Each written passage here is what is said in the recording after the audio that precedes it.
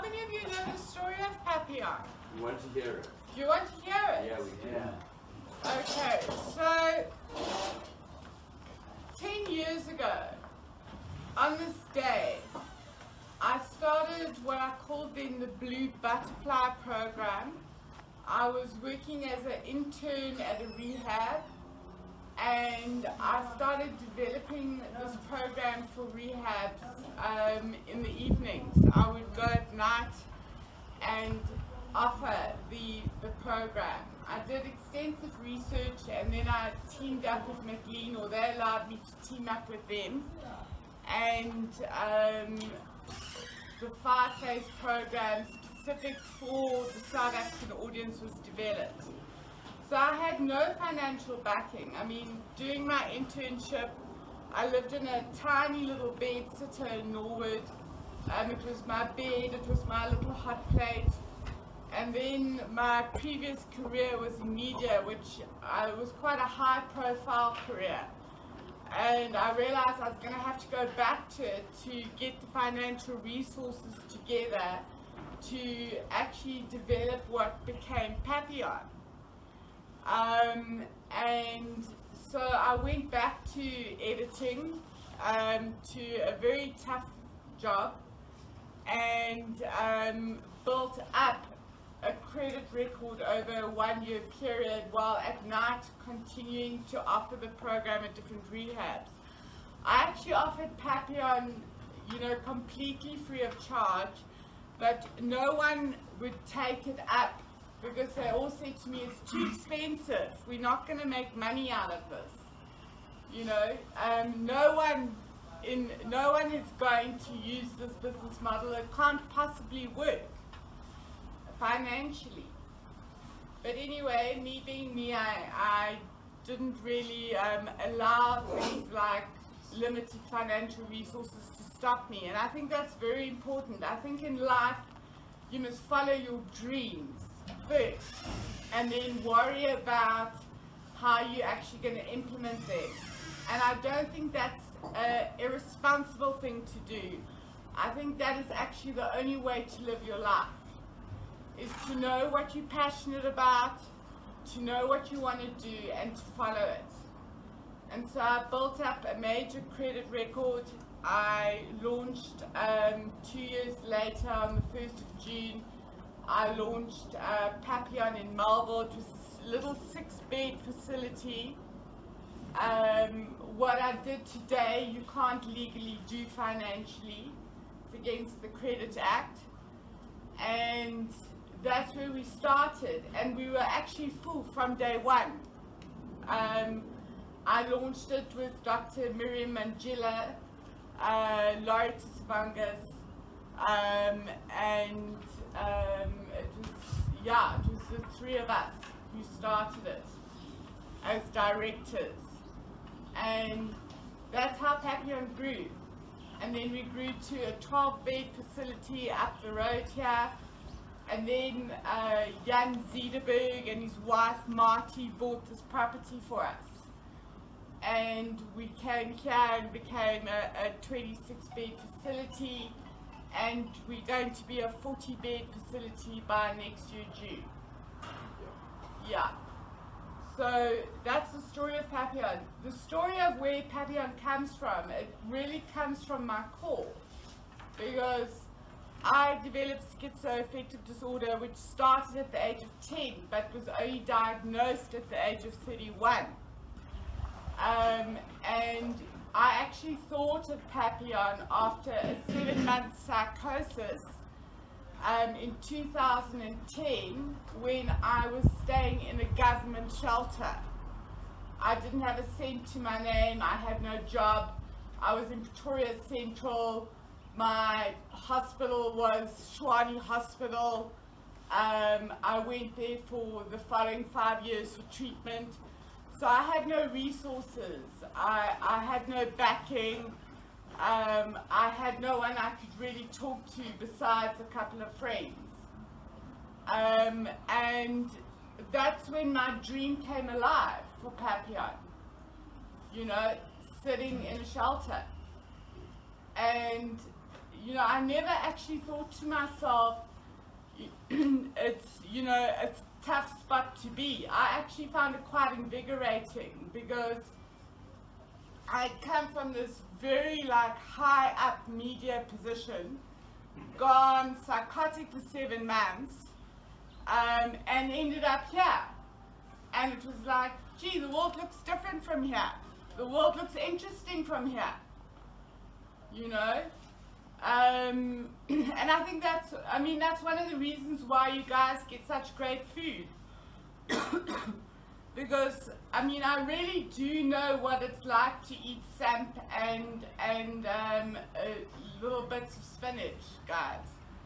I know what that feels like to be all that you can afford and all that you can get. And it's very important to me that the experience of recovery is about your whole recovery, because that's what my recovery was about to me. I actually learned to cook properly when I had no money. I actually had to learn how to peel a carrot from shopping at Woolworths my whole life to suddenly buying from markets or wherever, not having the money to eat out. I had to learn how to work with food. And it's my hope that you guys, in a little bit more comfort than I did, learn that too. I had to learn about, what it actually means to be spiritual. That I'm not even a speck. I'm absolutely nothing in this universe. But I plan to be bright. That's what I plan to be. And I plan and I hope that I can inspire other people to ignite their own brightness. Because that is what is important. So people, it's like, I once walked into a psychiatrist's waiting room in Rosebank, and there were cancer patients on the one side for an oncologist, and there were psychiatric patients on the other side. And the people with cancer were laughing, smiling, and joking. The people with mental illness were all sitting there depressed and withdrawn.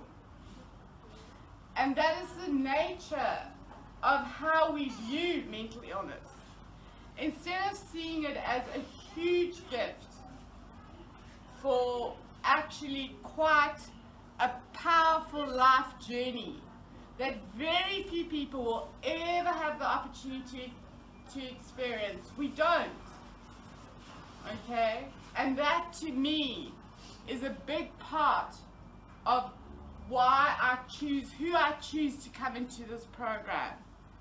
Because I try and make this program available to people who are not going to choose for too long to be a victim.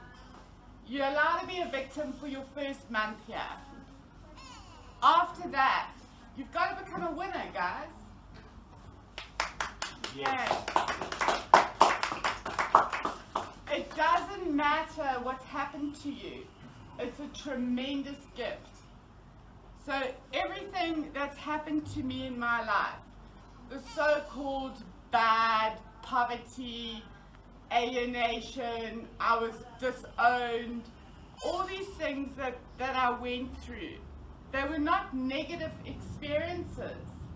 They were beautiful experiences because they taught me things. And they gave me gifts. So I came into the world with average intelligence. But I helped by learning what I need to learn to develop my intelligence on all its levels. And that's what we're trying to create here for you guys, is the opportunity to live. Because life is for the living. It's not for the depressed Q sitting opposite the cancer patients. Life is there to be explored completely in all of its wholeness. And that is what is so important, is that you come here and you understand that gift. And for those of you who really want that gift, you actually experience that tremendous high and that tremendous feeling of peace and serenity that one gets from living one's life completely. Okay. So guys, be a part of the spark. Okay. And I really hope that you all get to the level of experience and the level of being where your life is actually not even about you anymore. You are irrelevant. What you own is irrelevant. What you have is irrelevant. What you are contributing and the way that you feature is far more important. The way that you feature in other human beings, in animals, in plants, in everything that's living. It's not about you. You are part of a greater whole that you are living and contributing towards.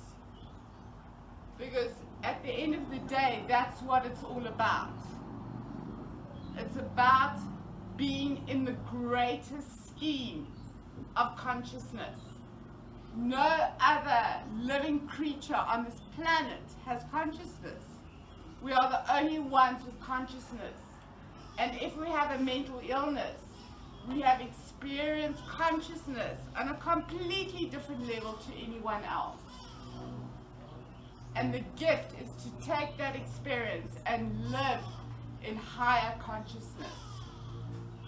That is our gift to the world and to everything that's living in it. So enjoy today, enjoy the 10-year celebration. You're an important part of it. Thank you.